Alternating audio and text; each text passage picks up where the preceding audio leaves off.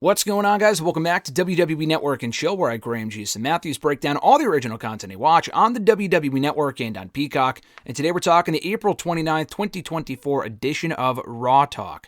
So we had the SmackDown Lowdown show this past weekend with just Sam Roberts. Megan Morant and Sam Roberts were on the show this week. Sam Roberts typically just does Raw Talk. SmackDown Lowdown on Saturdays is usually Megan Morant and Scott Stanford.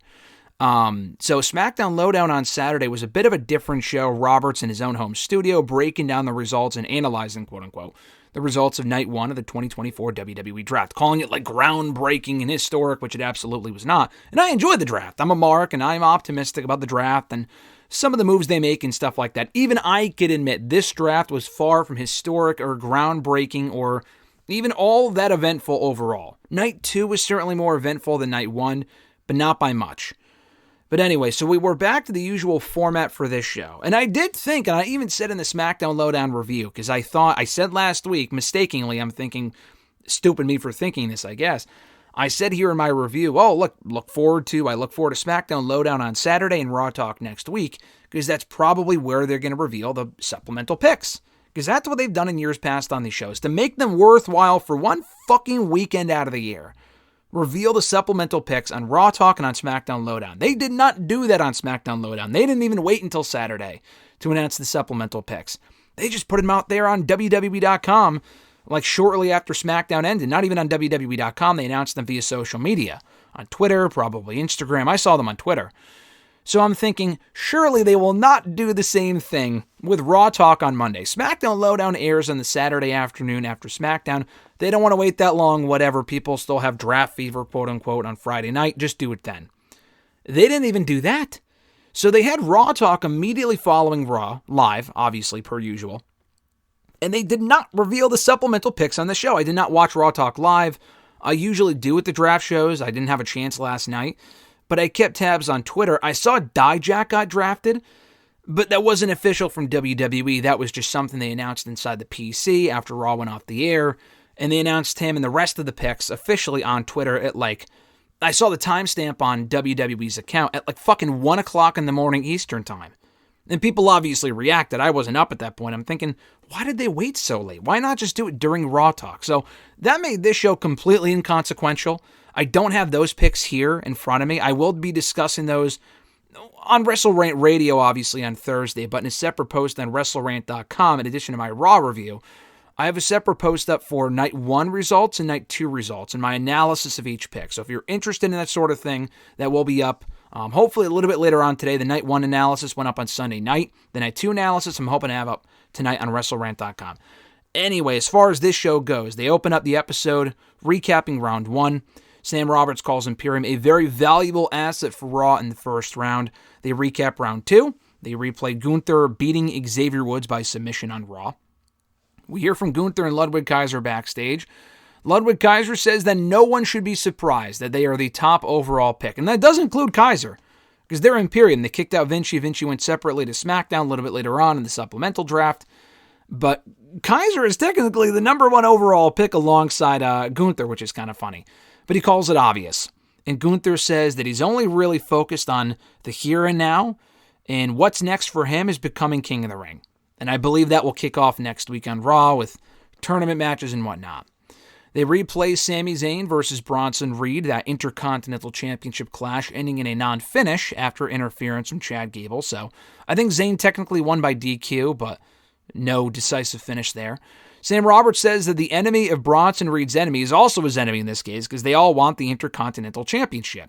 They replay Awesome Truth beating the Alpha Academy's Otis and Akira Tozawa to retain the World Tag Team Championship. I almost said the Raw Tag Team Championship, but it's now the World Tag Team Championship. We hear from Awesome Truth backstage. They're not interviewed, though. R-Truth stands in for Kathy Kelly. He does her job for her. So they don't really talk about anything of note. Obviously, it's Awesome Truth. The comedy doesn't really land. This was a bit better than what we got from them on Raw this week. But Miz says by Truth kind of issuing, not really an open challenge, but organizing a World Tag Team title defense for Raw on Monday night, an impromptu match essentially, against Alpha Academy, it helps elevate the tag team division. I mean, I guess it establishes them as fighting champions, even though Alpha Academy has done absolutely nothing to earn that opportunity, but whatever. So that was it. They recap round 3 back in the studio, Roberts and Morant, that is. Robert questions, as we all did, Roberts questions, why was Drew drafted so fucking late? And that's a very valid question. Yeah, Punk got drafted ahead of him, and that was the whole point. You could have still accomplished that by doing that in rounds 1 or 2. Having Legato and LWO go before Drew McIntyre is comically bad. They recap round 4. Sam Roberts says the Nick Aldis not getting Dominic was a mistake. He's like the biggest Dominic Mysterio fan. They argue, him and Megan Morant, Sam and Megan do, about that before moving on. They replay Liv Morgan beating Nia Jax. We hear from Nia Jax backstage. Nia says that she is done with Monday Night Raw. Calls SmackDown the superior show. She's going to get comfortable on SmackDown and plans to take the WWE Women's Championship after the triple threat match at Backlash from Bayley or whoever the champion is. They recap round 5 in the studio. Sam Roberts shouts out the legends that were out there revealing the picks, which was cool to see the Dudleys and Teddy Long and people like that, but it's like, what bearing do they have? I mean, I know they have celebrity guests announce the picks of the NFL draft, but they also show these people in the war rooms making like the picks and the decisions. What kind of fucking... I mean, Teddy Long is a traitor. He was in the SmackDown room on Friday, in the Raw room on Monday. I mean, what are we doing here? They recap round 6. They also replay the main event. Jey Uso, Andrade, and Ricochet beating the Judgment Day's Finn Balor, Damian Priest, and JD McDonough in 6-man tag team action. Megan Morant and Sam Roberts are shown yeeting. Not live, but while the main event was being replayed, I guess they were...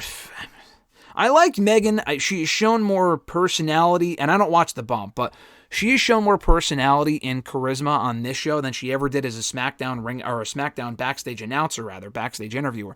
It's funny. I think she's done a better job of this than she did the interviewing that is.